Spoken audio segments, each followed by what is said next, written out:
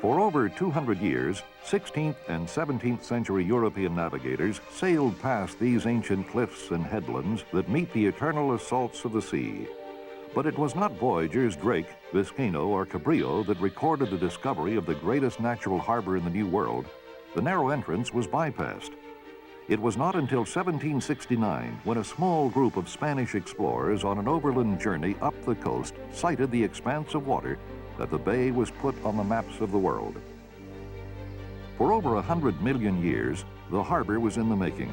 Mountains rising slowly from the sea formed the western rim of the continent. A swiftly flowing river carved a deep gorge. The sea, imperceptibly swelling with the melting of glaciers, flooded in through the river gorge and created an inland sea.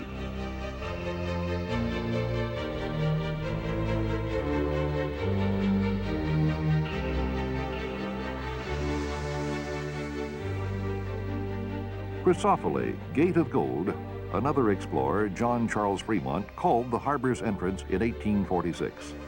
Its rocky portals are spanned by the massive delicacy of the bridge that bears its name. Situated on the edge of the familiar continent, facing the setting sun and the faraway mysterious Orient, it was destined by nature to become the gateway to the world.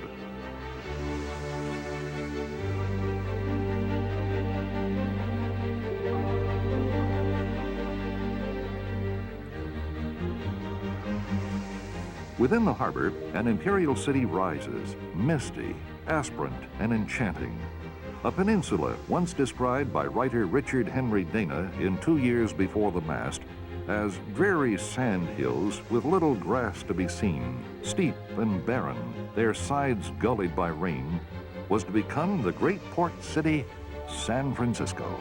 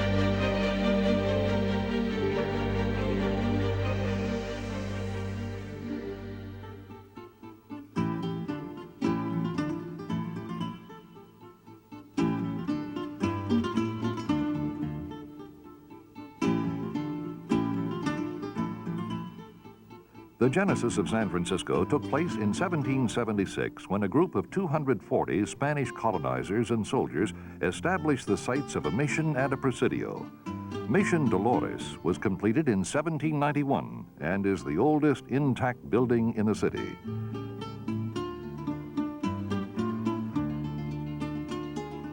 The adjoining parish church is notable for its Spanish Revival design. While the mission withstood the shock of the 1906 earthquake, the former church was not so fortunate. The present building was completed in 1918. In 1952, Pope Pius XII designated it a basilica. It is the fourth church in America to be so named and the first west of the Mississippi. Among the rich wood carvings and delicately ornate works of art are featured St. Francis of Assisi, patron of the mission and the city, and Father Junipero Serra, founder of this and 8 other of the 21 Alta California missions.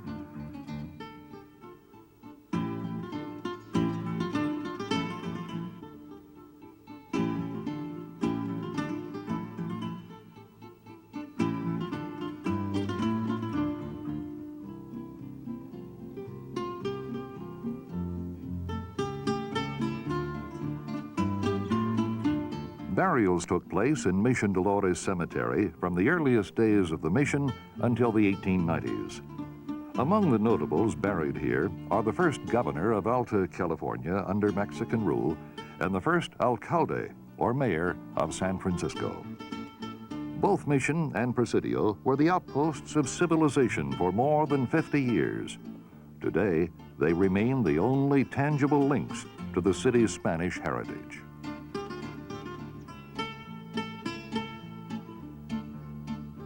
The Presidio, now a 1,500-acre military preserve, was established to house the colonists and soldiers. The Officers' Club is a restoration of an adobe structure built in 1776.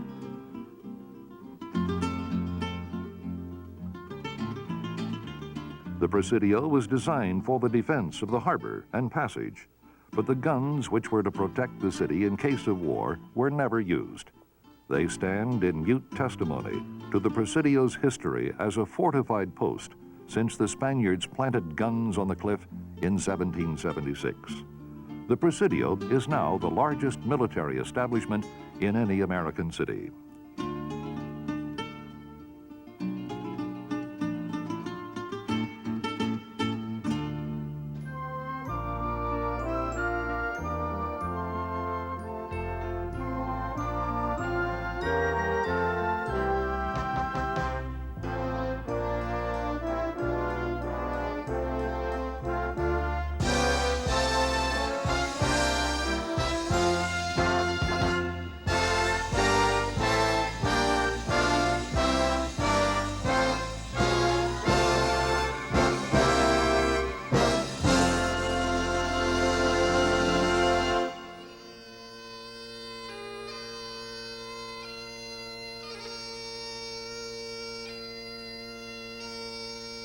Anzac.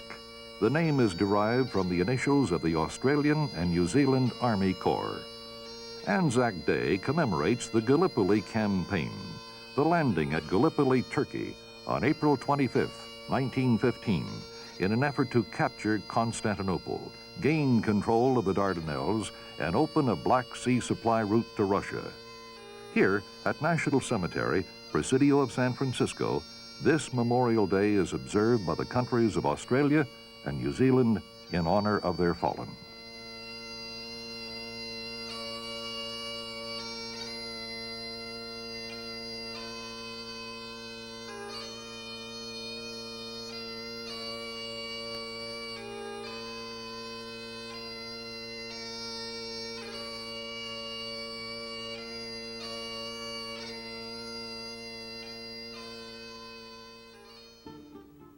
On a tip of land arched over by the Golden Gate Bridge, old Fort Winfield Scott, also known as Fort Point, stands a silent sentinel.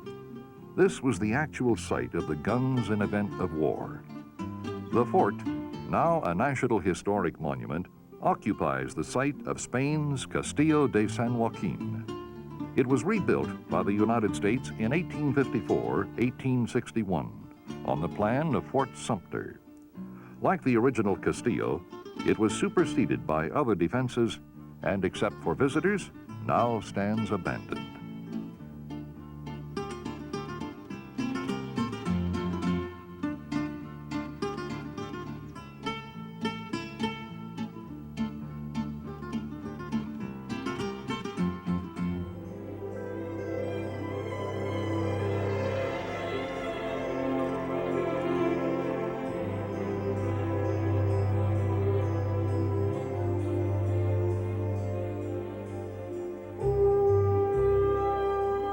San Francisco is a maritime city.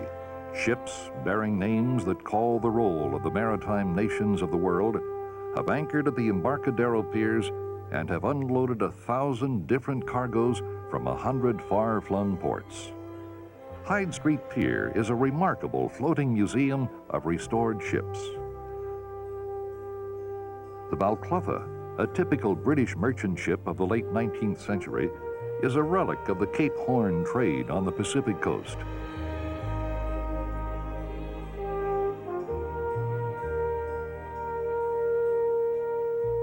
Nearby, at Pier 45, is the USS Pompanito, a World War II fleet submarine. The vast enterprise of trade and the establishment of a city began in 1835, when an English sailor erected a board and batten shanty on the shoreline. With 2 repaired waterlogged schooners, he serviced the whaling vessels that entered the harbor looking for water and other necessities. As a trickle of immigrants arrived, a village slowly grew up around the tiny complex. It was called Yerba Buena. Its name, meaning good herb, was derived from an herb native to the area. The site of Portsmouth Plaza was the beginning of modern San Francisco. In the 1840s, it was the center of a sleepy village. In 1846, the Mexican flag was lowered and the stars and stripes raised by the United States Navy. When the brief Mexican War was over, Yerba Buena became an American town and was renamed San Francisco.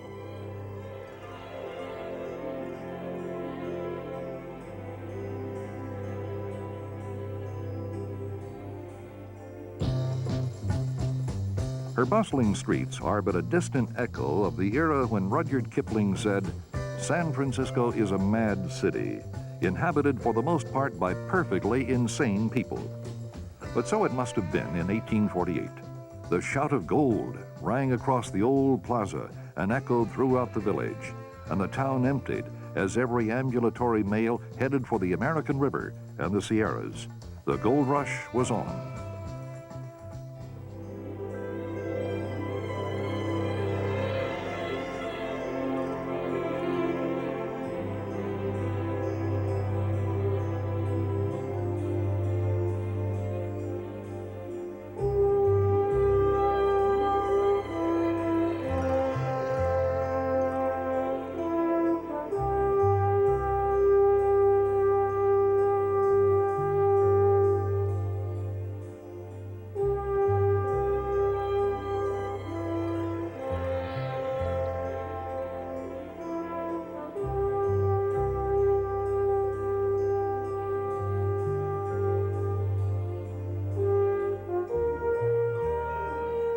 It became a national experience in 1849. That year and the two following years saw one of the most stupendous mass migrations in human history.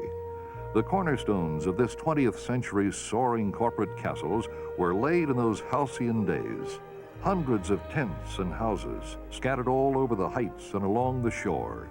Great quantities of goods piled up in open air for want of a place to store them. The streets full of people, as diverse and bizarre a character as the houses.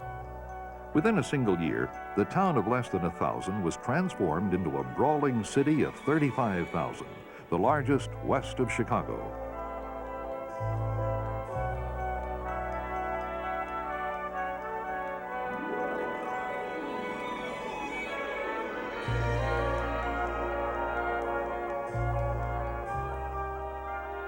San Francisco became one of the richest cities in the world, acquiring a monopolistic hold on the finance and commerce of California. This was the bonny, merry city. No longer an overnight wonder, she was solid, colorful, vigorous, and enthusiastically opulent. This was the golden era.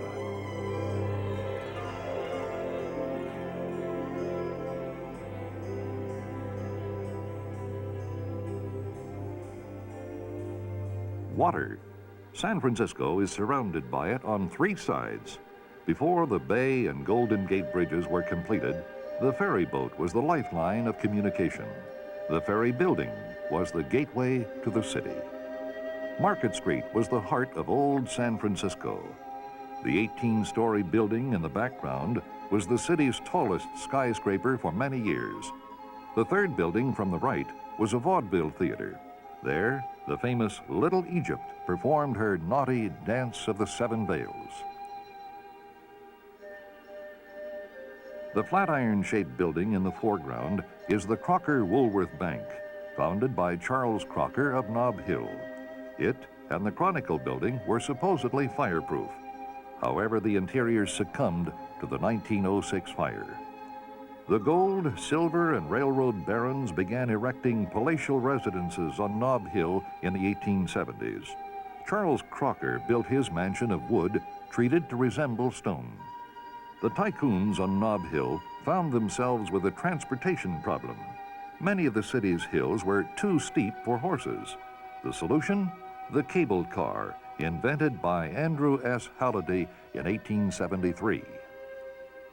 San Francisco was the gateway to America for Chinese from the gold rush days on. They founded there the largest Chinese community outside Asia. Chinese language newspapers often posted bulletins of the day's news on the street. Old-time Chinatown, tong wars, secret basements, furtive shapes lurking in dark alleys.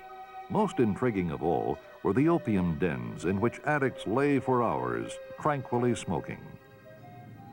An ominous but invisible part of San Francisco's natural setting is the San Andreas Fault, only 8 miles from the city center. Next to the famous quake of 1906, the most severe tremor of modern times occurred in 1868. History books refer to it as the earthquake. To San Franciscans, it's the fire, and it marked the end of the golden era.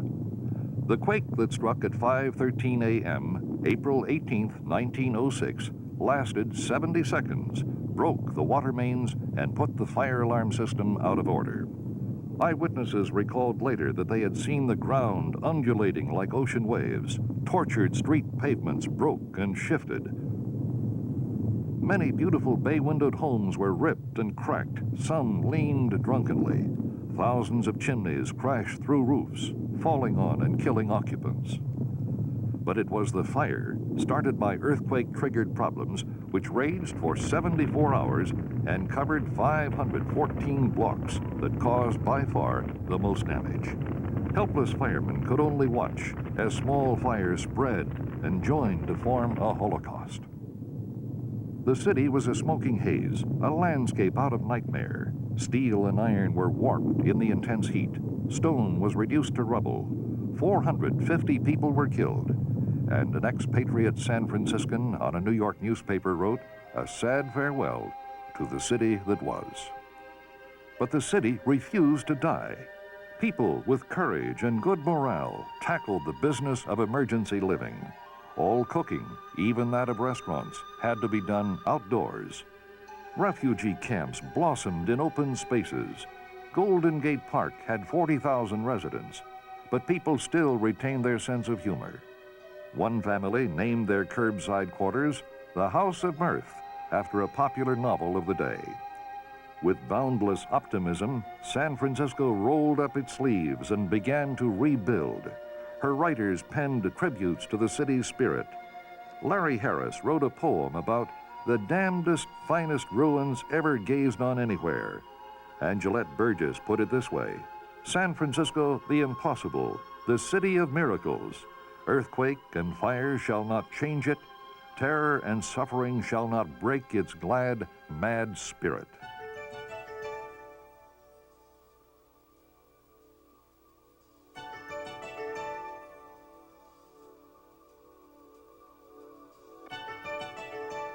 Like a phoenix rising from its ashes, the soaring modern skyline reflects the city's indomitable spirit.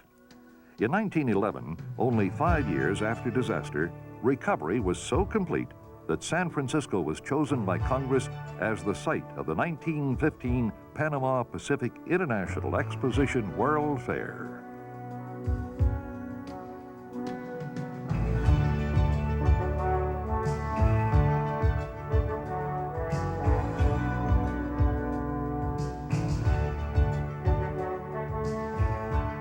Monuments to the imagination and daring of the men who dreamed them into reality, the Bay and Golden Gate bridges were erected at the depth of the Great Depression in defiance of economics and engineering opinion. And the city again celebrated its achievements in another World's Fair, the Golden Gate International Exposition of 1939.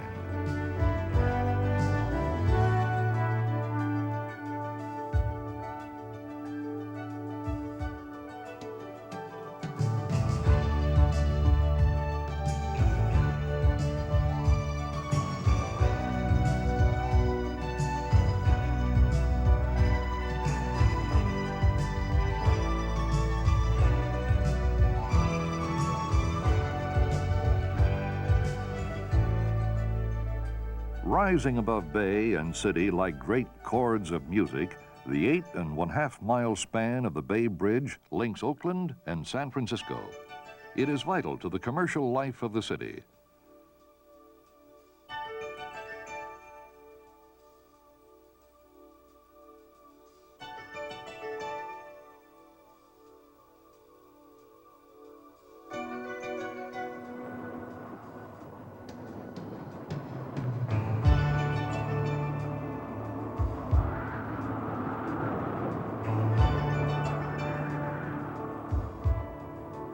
Resplendent in the western sun, the bridge looms mountain high. Its titan piers grip ocean floor. Its great steel arms link shore with shore. Its towers pierce the sky. On its broad decks in rightful pride, the world in swift parade shall ride, throughout all time to be. Beneath, fleet ships from every port, vast landlocked bay, historic fort, and dwarfing all, the sea.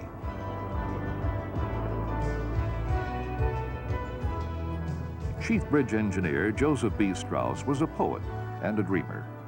Here, the designer and builder of the Golden Gate Bridge created his greatest poem, written not in ink, but in steel. Construction began in January 1933. 4.5 years were required to complete the task considered by many to be impossible. Strong winds, the turbulent ebb and flow of ocean waves sweeping through the mile-wide gorge, vicious tidal currents of 7 miles per hour, and the necessity of anchoring equipment in bedrock posed unique problems.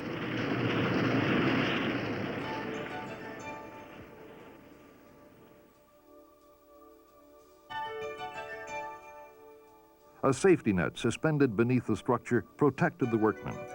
It consequently saved the lives of 19 men who fell into it instead of tumbling to certain death.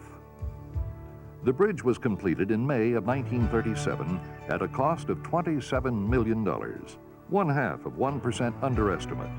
The replacement cost by 1983 was $600 million. The Golden Gate Bridge is 8,450 feet long from abutment to abutment, exclusive of approaches. Its towers rise 746 feet, the height of a 65-story building. The bridge's roadway is 220 feet above the waters, high enough to allow any ship afloat to pass under at high tide. Over 1 billion vehicles have crossed the Golden Gate since its opening. The 2 cables which pass over the tops of the towers support the entire floor structure of the bridge. They are 3 feet in diameter, the largest bridge cables ever made. 80,000 miles of wire were required for the cables, enough to encircle the globe more than 3 times at the equator. Each cable contains 27,572 wires, about the size of a lead pencil. No bridge in the world is more exposed to the elements. Since its completion, its some 10 million square feet has been painted continuously with a shade called International Orange. Over 400 great bridges stand to Chief Engineer Joseph Strauss's credit. But this, the longest and highest single suspension bridge then ever built by men, is his greatest accomplishment. It stands a symbol of strength and beauty, a monument to man's achievement.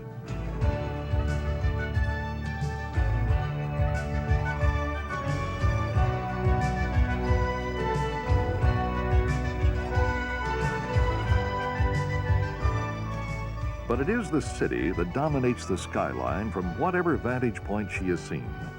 Rising above the sparkling surface of the bay, swept by clean salt winds, bleached and burnished by the sun, San Francisco is a multiplicity of images of sight and sound.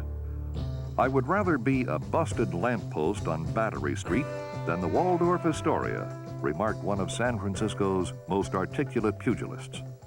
The city is one of the few in America which still possesses the mood, tone, and quality called style, splendid provincialism, and a kind of reverence for human oddities.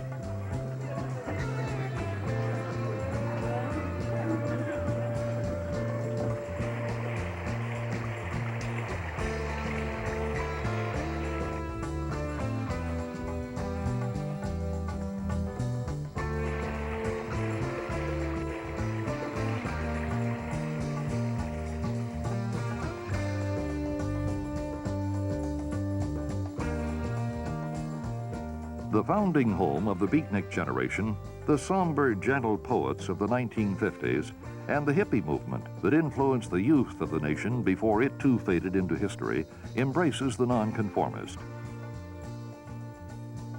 Eric Tatum voluntarily spends 72 hours a week cleaning up the city streets.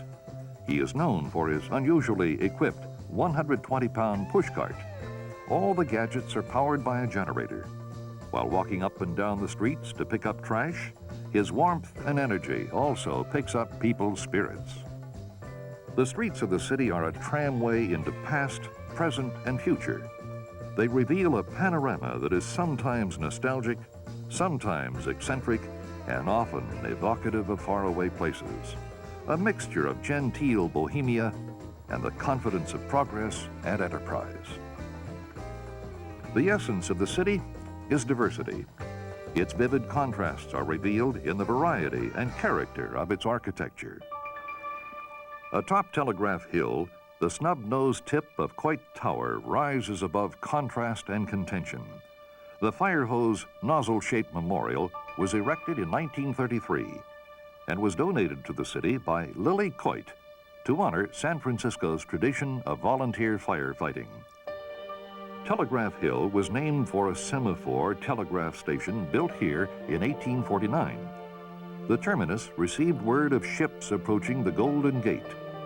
Perhaps the most famous message ever received was in 1850 when the steamer Oregon entered the bay with word that California had been admitted to the Union.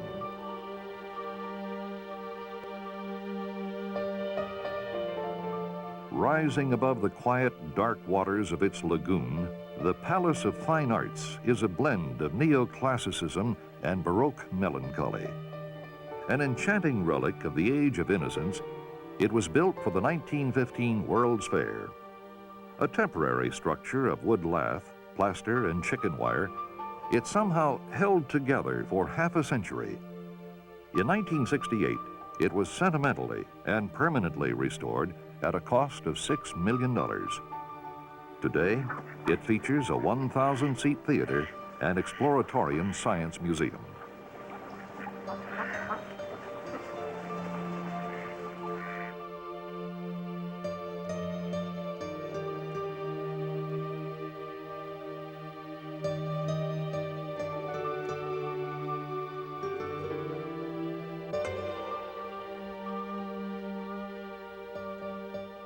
Cliff House occupies a rocky promontory overlooking the Pacific Ocean and Seal Rocks.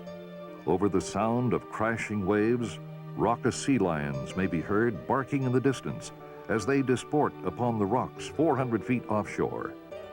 3 earlier structures, dating back to 1858, occupy this historic site.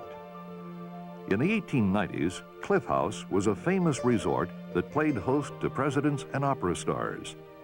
It was built by Adolphe Sutro, a mining engineer and one of San Francisco's most popular mayors. The extravagant French chateau structure burned. It was rebuilt just in time for the 1906 earthquake and fire and burned down again. The present Cliff House was built in 1908.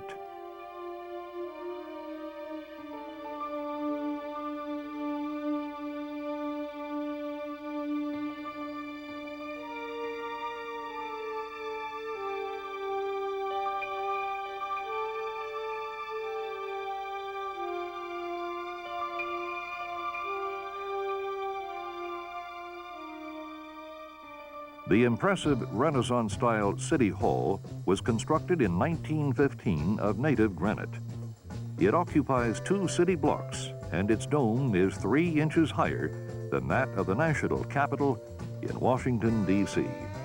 The Japanese Cultural and Trade Center is dominated by the stylized Peace Pagoda, a symbol of international goodwill.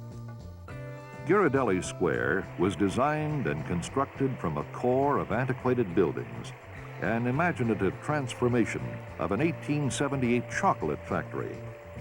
With its unique sense of style and sometimes controversial mermaid fountain, it is now a lively shopping and dining complex. The former 1906-1914 Del Monte fruit cannery was rescued and converted into a massive piece of walk-through sculpture, a setting of contemporary nostalgia.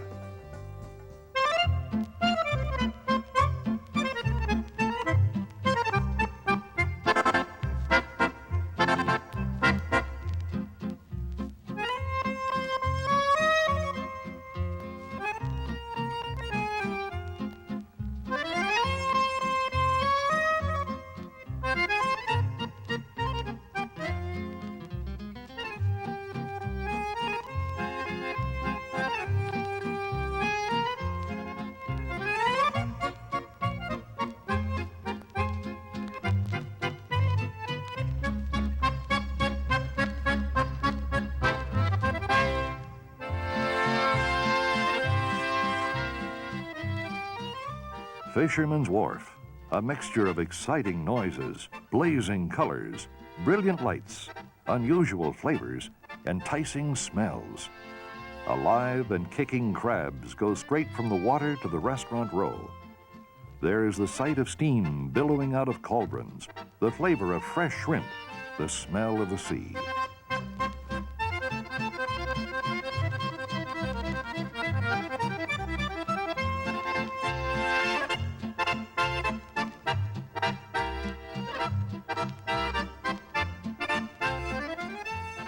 Half a century ago, no luxurious seafood restaurants lined the wharf.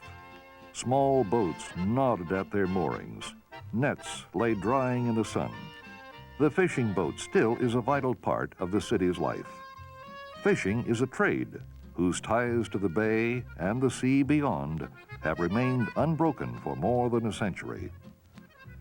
Commercialism and tourism also play vital roles at the wharf.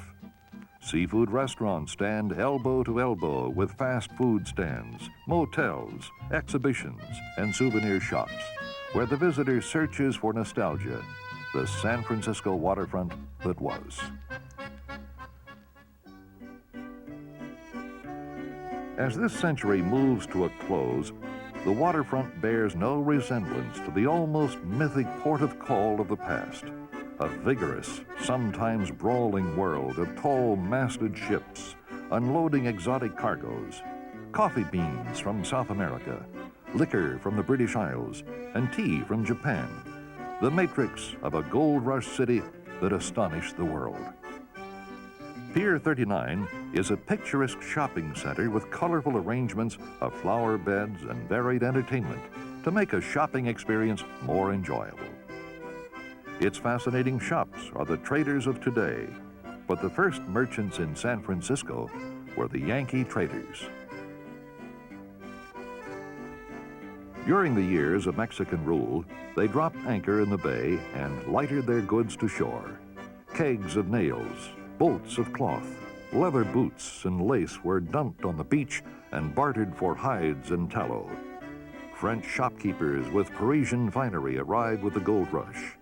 Wooden wharves were favored, and one was built at the foot of every street leading to the water. The seawall, constructed at the turn of the century, allowed deep water ships to come directly to shore. Most of the finger piers, such as the one upon which Pier 39 is built, were added in the 1920s.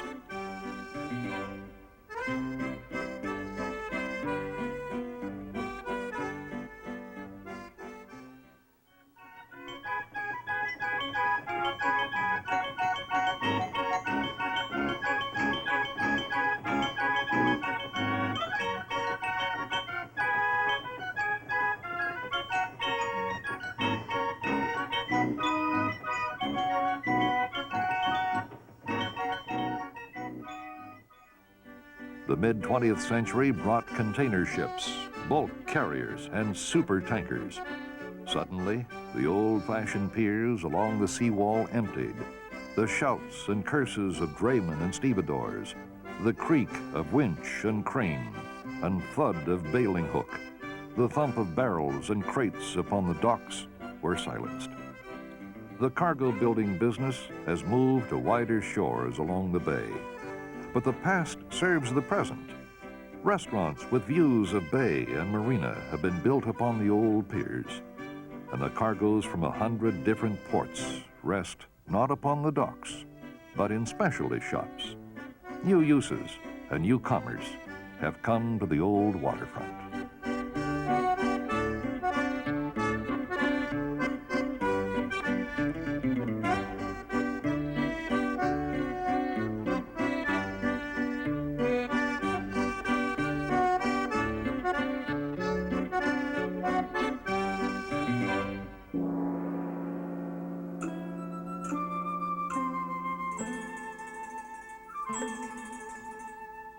The Japanese tea garden was built for the Midwinter Fair of 1894. It has been expanded from a tea house to nearly 3 acres of carefully arranged gardens and dwarfed conifers. A 5-roofed pagoda, an 11-foot statue of Buddha cast in Japan in 1790, streams and secluded paths. And to complete this oasis of oriental serenity, miniature bridges span shining pools. Golden Gate Park is one of the most renowned and outstanding parks. This horticultural wonderland of 1,100 acres was a wasteland of sand dunes in 1868. The miracle park of today required great imagination, perseverance, and devotion of two outstanding men, William Hall and John McLaren.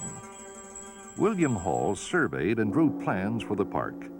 McLaren, a horticultural genius and park superintendent from 1873 until 1943, planted the lawns, trees, and gardens which anchored the drifting sands.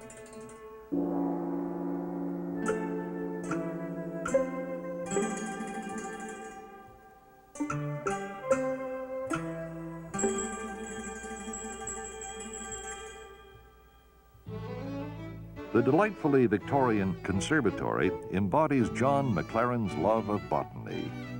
Plants upon a large flower bed in front of the building are periodically arranged to spell out messages.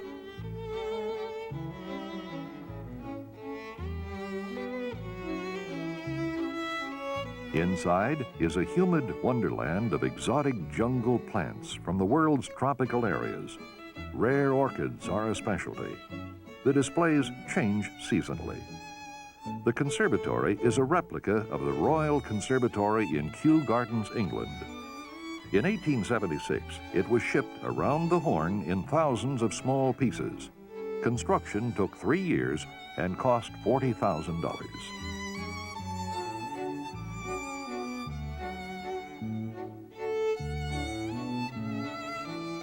The attractions of the park are plentiful, with features that appeal to everyone, whether they are recreational, educational, or cultural. There are athletic fields, playgrounds and picnic areas, equestrian paths, foot trails, and bicycle paths. The park provides as rich and varied a panorama of human activity as one can find. It is a sometimes slightly eccentric, but constantly upbeat show.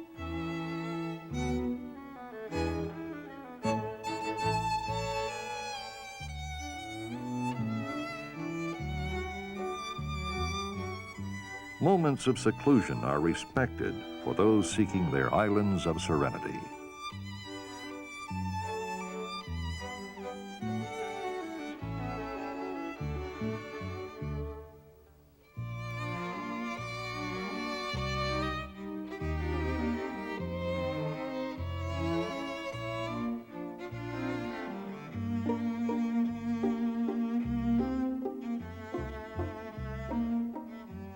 Stowe Lake is the largest of the many in the park. It encircles Strawberry Hill, the highest viewpoint.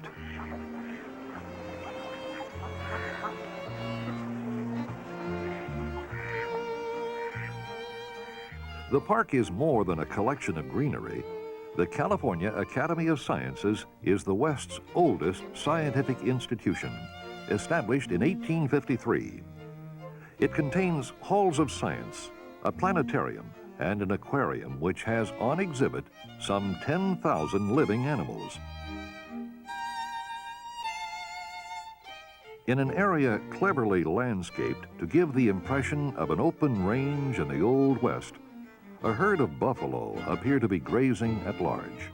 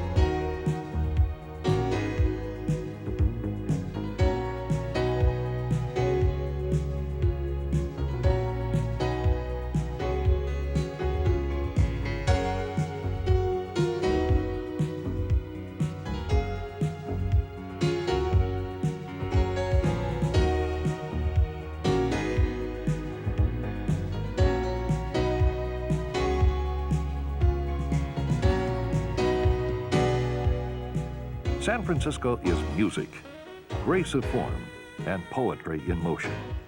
Her symphony, opera, and ballet companies are among the most distinguished in the world. A deep respect for the creative arts is accompanied by an equal regard for the art of living. Union Square plays host to a vital cross-section of the city, comprising orators, roving musicians, and an assortment of self-styled entertainers.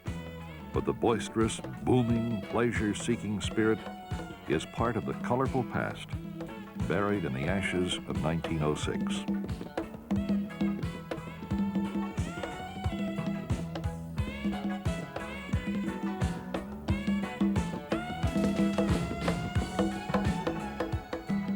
Jackson Square, once part of the notorious Barbary Coast where sailor, miner, and foolhardy tourist pursued venal pleasures, and where the words shanghaied and hoodlum originated, lies serenely in the sun.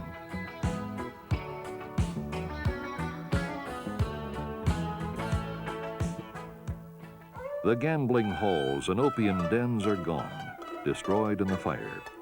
Yet Chinatown, feeling the pull of another, older culture, takes on an air of mystery and excitement under the gaudy signs and strings of lanterns.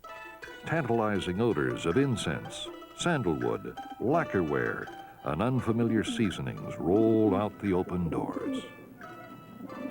In its streets, mothers and children and old men forgotten in the life of the city seek light and sun. Driven from southern China by civil war and famine in the 1850s, the Chinese arrived in San Francisco by the thousands. Many more came to work on the Transcontinental Railroad. Here, in a 2-block wide by 6-block long district, 30,000 people lived in cultural alienation from the land and time in which they existed. Many third and fourth generations of Chinese Americans are moving away from the old customs. Yet on Chinese New Year, tradition is celebrated as the Scarlet and Gold Dragon dances up Grant Avenue.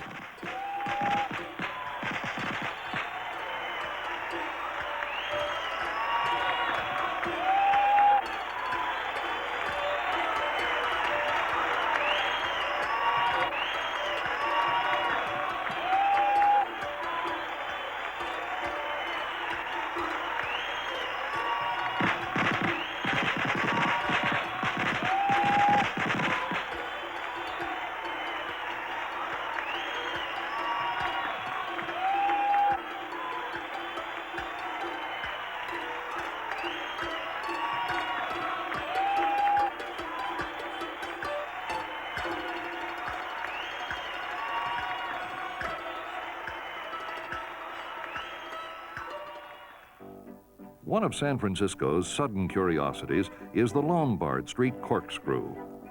It was created by city engineers in the 1920s to prevent thrill-seeking motorists from racing up and down the hill. Drivers adored it, and from opening day have gone out of their way to make the steep descent.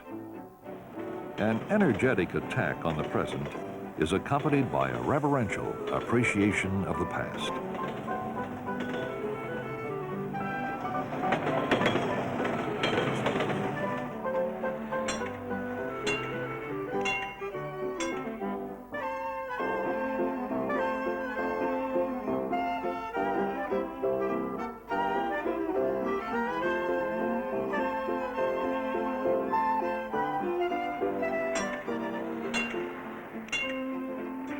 Rome has 7 hills.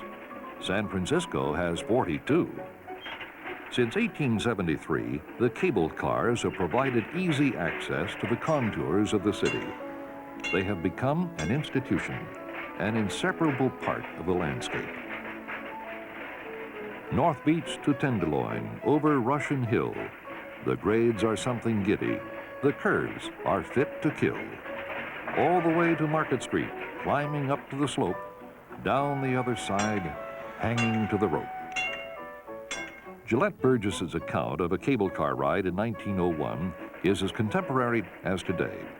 The staunch little cars, impractical yet unutterably charming, are a national historic monument the only one on wheels that goes 9 miles per hour.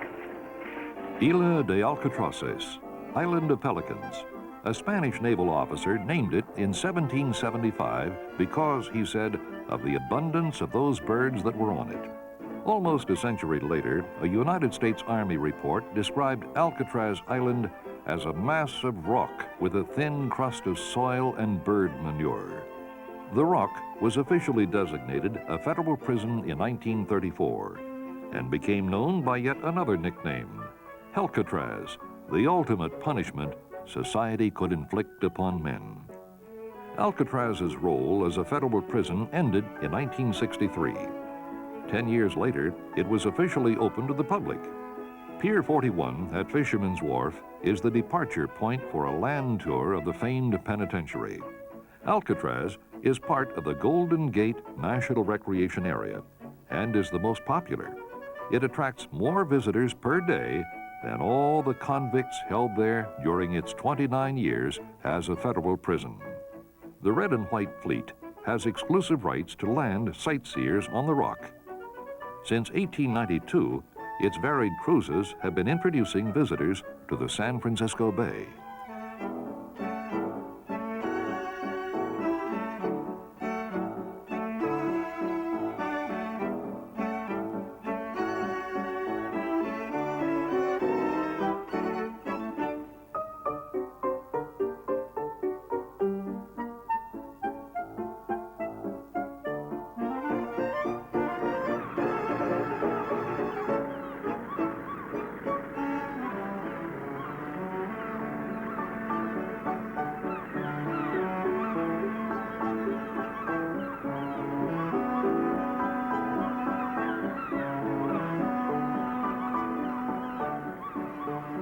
The Rock is an appropriate nickname for the 12-acre spindle rising up from the bay.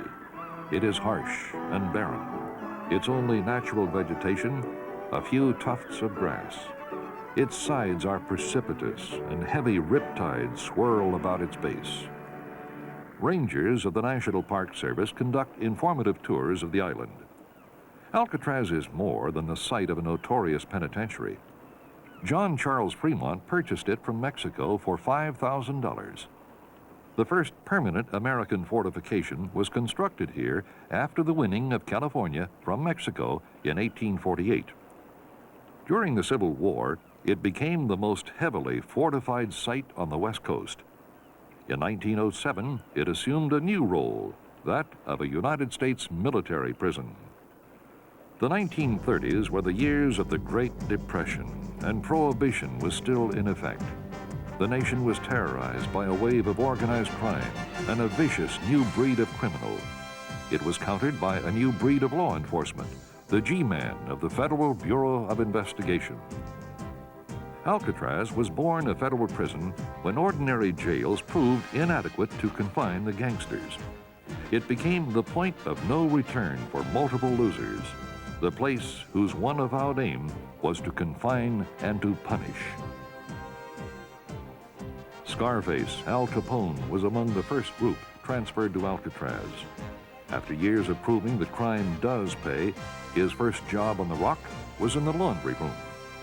Robert Stroud, the famous Birdman of Alcatraz, spent a total of 39 years in solitary confinement.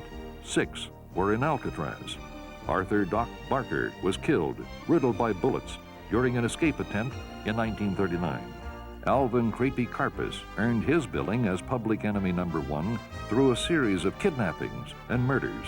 He died in prison, having spent over 25 years behind bars. There were 14 escape attempts involving at least 39 inmates during Alcatraz's years as a federal prison. Most never got off the island. One of the last escape attempts took place on June 11, 1962. 3 convicts doing time for bank robbery disappeared from the island and were never heard from again. 2 were a pair of brothers. The ringleader was an escape artist with an IQ of 135.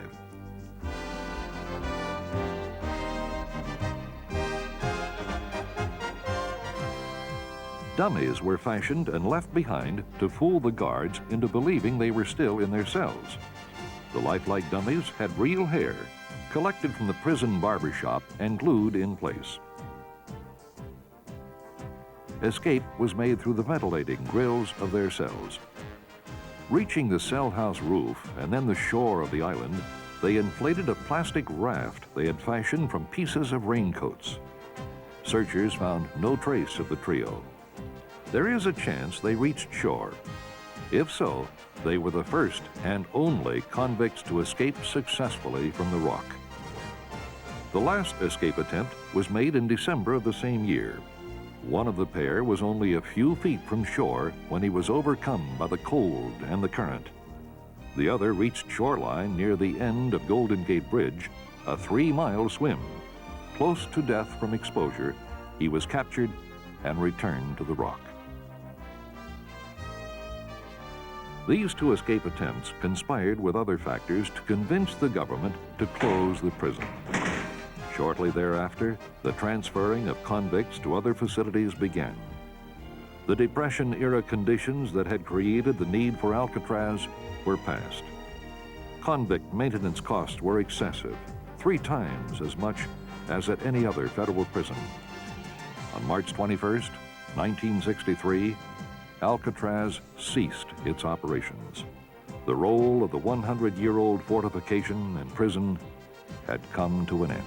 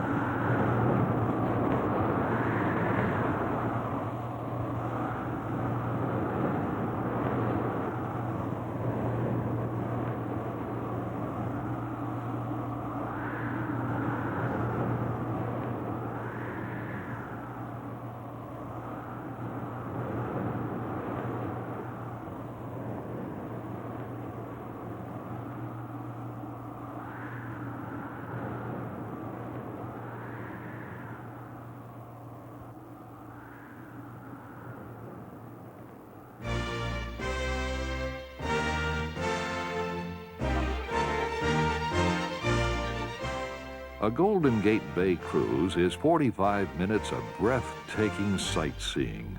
San Francisco skyline, hills, waterfront, and sailing under the Golden Gate Bridge.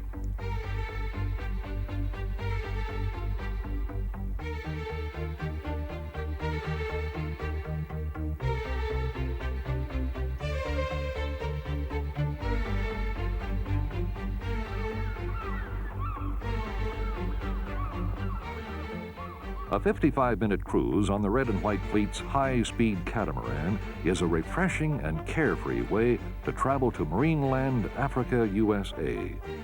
The wildlife theme park's animals, birds, and marine mammals perform in amazing non-stop shows and exhibits. The park is an exciting opportunity to experience, to learn, and to enjoy other species of life which share our world.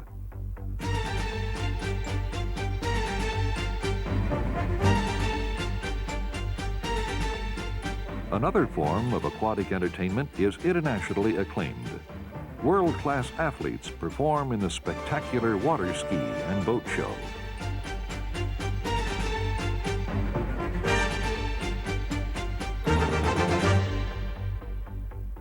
Sausalito, with its picturesque village rising from the bay, is the closest thing to the Riviera in America.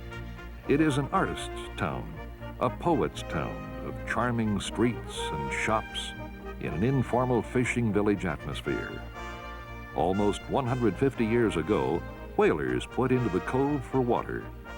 Today, the waterfront district has been declared a National Historic Landmark.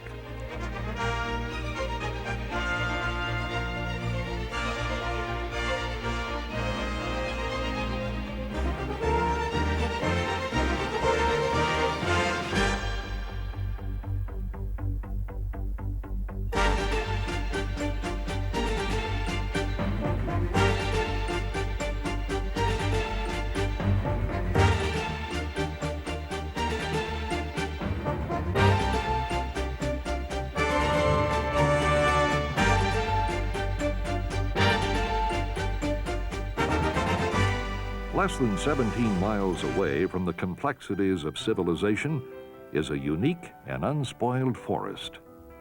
Nestled in a canyon that is often hidden by the Pacific coastal fog, it seems separate and remote, an oasis of tranquility. Here, in the 510 acres of Muir Woods National Monument, is found one of nature's magnificent offerings, Sequoia sempervirens, the redwoods. They are among the oldest living things on Earth, descendants of a species which 140 million years ago were in abundance throughout the northern hemisphere. The oldest redwood in Muir Woods has an estimated age of 1,200 years. During the lifetime of the tree, there occurred the Battle of Hastings in 1066 and the signing of the Declaration of Independence in 1776. Redwoods first appeared in late Mesozoic forests when dinosaurs walked the earth. The warm, moist climate of the early Cenozoic age of mammals allowed them to grow in Arctic regions. They spread into Asia by way of Alaska and into Europe by way of Greenland. By 30 million years ago, they were widespread in the northern hemisphere. But the rising of modern mountain ranges and the ice ages produced such severe climates that redwoods were eliminated from the earth, except in a narrow band along California's coast. Redwoods belong to an ancient family of trees, the swamp cypresses. Only 16 members of this family, in scattered relic stands, survive.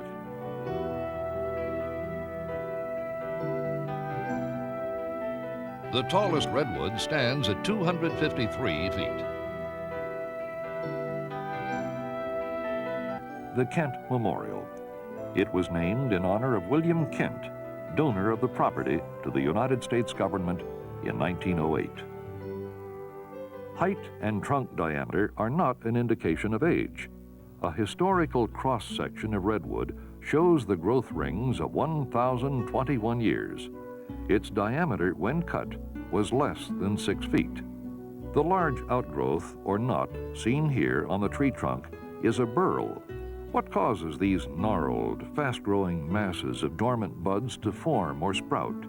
Mechanical injury? Drought? Perhaps some other stress?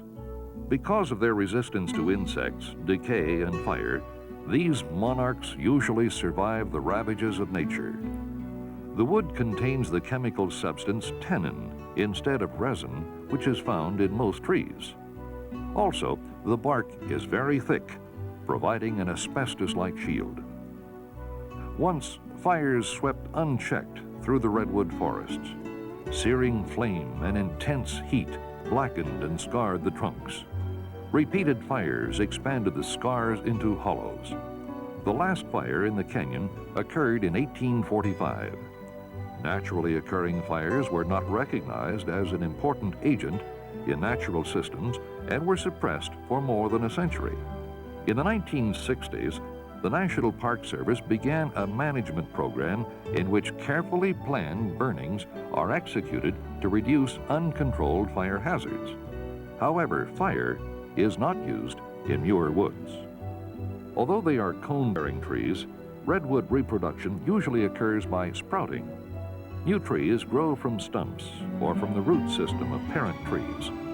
These roots, only 6 to 8 feet deep, may radiate more than 100 feet from the base of the tree.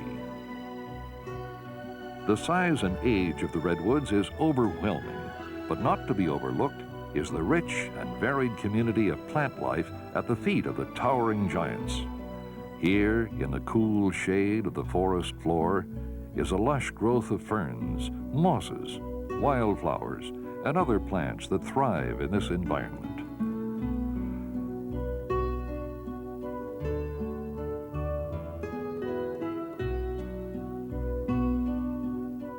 Redwood Creek flows gently through the forest, central to the existence of all life. The creek is home for a rich variety of stream dwellers. Crayfish prowl in search of food. Trout and coho salmon migrate to spawning waters during the time of winter rains. Salmonids are excellent barometers of stream conditions. they quickly disappear if pollutants are present. Reflecting the beauty of the woods in mirror-like pools, the creek wanders quietly through the monument. A wide range of plant life depends on it for water. A fallen tree provides a home for the lichens and mosses that thrive in the cool, damp environment. There are over 6 miles of trail with interesting trailside exhibits. Muir Woods, then known as Redwood Canyon, was proclaimed a national monument by President Theodore Roosevelt in 1908. At William Kent's request, it was renamed Muir Woods in honor of John Muir, the conservationist instrumental in preserving much of America's wilderness. "This is the best tree lovers' monument that could be found in all America," responded the naturalist. John Muir appreciated trees not only for aesthetic reasons, but for their practical values. He knew the vital role forests play in creating watersheds to maintain rich agricultural valleys. Muir's vision and understanding of nature, that all things are related, arrived at a crucial time in history. Wilderness was viewed by speculators and the public as a vast resource for economic reward. The only chance for nature's survival lay in changes of public attitudes and proper legislation. John Muir, with a mixture of Scots practicality and crusading idealism, would generate both. Born in Dunbar, Scotland in 1838, Muir emigrated to America in 1849. At the age of 29, he left the unrelenting rigors of farm life and his Calvinistic upbringing to begin a pilgrimage alone and on foot across America's wilderness. He filled his notebooks with descriptions of plants and animals and thoughtful, eloquent writings that mirrored the beauty of wild America.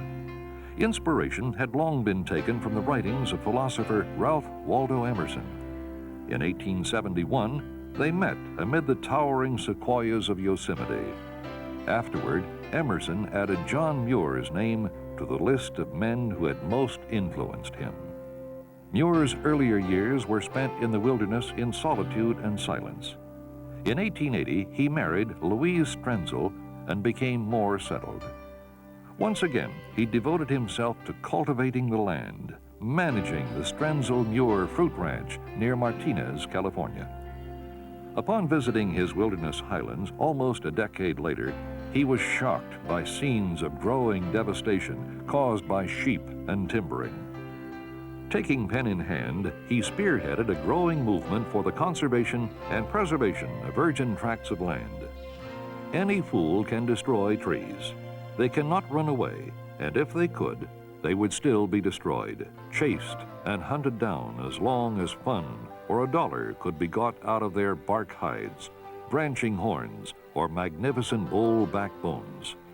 Through all the wonderful, eventful centuries, God had cared for these trees, saved them from drought, disease, avalanches, and 1,000 straining, leveling tempests and floods. But he cannot save them from fools. Only Uncle Sam can do that. The Sierra Club, an organization whose purpose is to work for the preservation of California's natural wonders, was formed in 1892. John Muir was elected its president, a post he held until his death. He also exercised his influence in the executive halls of government when Presidents Theodore Roosevelt and William Taft met with him in Yosemite to seek advice on conservation programs. During Theodore Roosevelt's administration, 5 national parks and 23 national monuments were created. Over 148 million acres were added to the national forest system. John Muir died in 1914, but he had become a major force behind the national park system. The Yosemite National Park Bill was signed into law in 1890, protecting its forests and high meadows from saws and sheep, hoofed locusts, John Muir called them. In 1903, Yosemite Valley was accepted into the surrounding national park. But it was the American forests which moved him with a crusader's zeal. "The clearest way into the universe is through a forest wilderness," he wrote. "The mighty sequoias, kings of their race, growing close together like grass in a meadow, towering serene through the long centuries, preaching God's forestry fresh from heaven. Muir Woods stands as a symbol for John Muir's crusade for the sequoias. This is an American forest, the glory of the world. This 600-year-old, 225-foot coast redwood fell during a severe storm. It had been damaged by several fires all more than a century ago. The heart began rotting when fungus spores invaded the burn-injured area. On December 22, 1971, the weakened tree fell, shattering as it struck a 175-foot tree. At the base of the taller tree was a large fire-caused cavity in which as many as 25 children could stand. Many visitors remember it as the walk-through tree.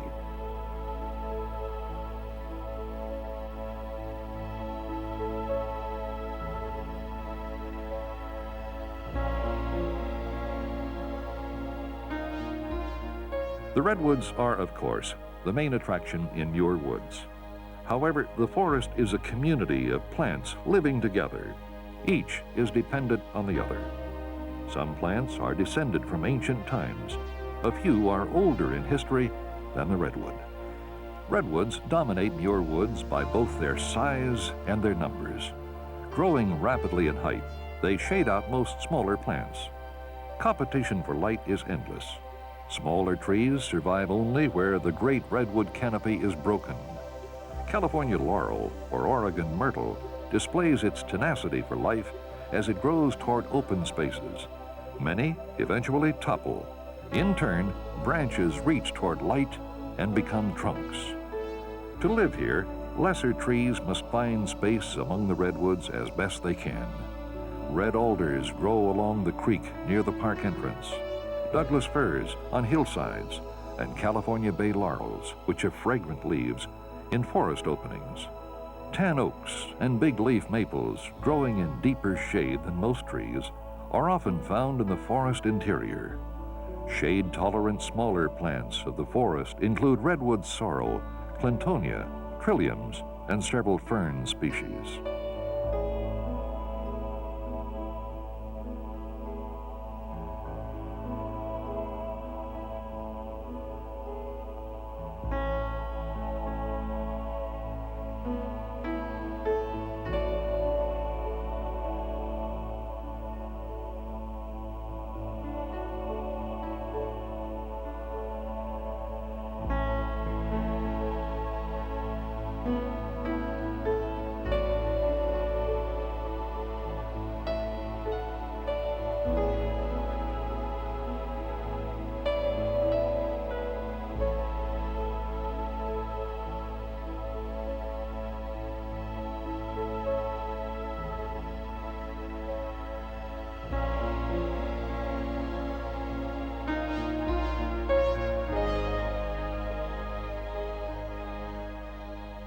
This is a remnant of how some land surrounding San Francisco used to be. What happened to the rest? Our senses are sharpened. What can we see, smell, or hear?